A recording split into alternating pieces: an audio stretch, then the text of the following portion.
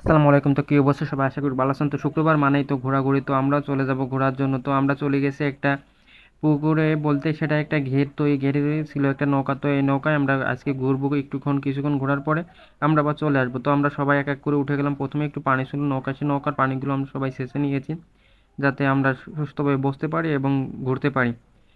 তো আমরা এক এক করে এক একজনে করে নৌকা চালাইছিল। তো প্রথমে একজন চালাইছে, তো তারপরে আর একজন চালাবে, এইভাবেই করে আমরা ঘুরবো। আর পুরো যাতে কারো কোনো সমস্যা না হয়, তো এই বিষয়টা ভেবে আমরা সবাই এক এক করে এক একজনে চালাইছি, যাতে কোনো সমস্যা না হয়। কারণ কারণ যেহেতু সবাই নতুন, আর নতুন বলতে কারণ এই নৌকাগুলো আমাদের এদিক থেকে নদী অনেকটা দূরে, আর বিলেও নৌকা নাই। তো এখানে একটা ঘের আছে, তো এই ঘেরে খাবার দেওয়ার জন্য নৌকাই করে।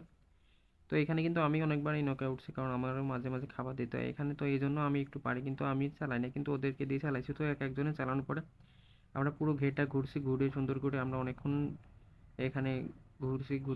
ঘোরার পরে তো আমরা উঠে যাব। ওঠার পরে তো একটা বিষয় দেখেন, কি এরা কি কাজ করছে। আমি উঠে যাওয়ার পরে এরা একটাকে, যেটা উপর ছিল, ওকে নামাইছে। নামাই নিয়ে ওরে মনে করেন যে দেখেন কি করছে, ওরে কান্দায় দিচ্ছে পানির ভিতরে নিয়ে।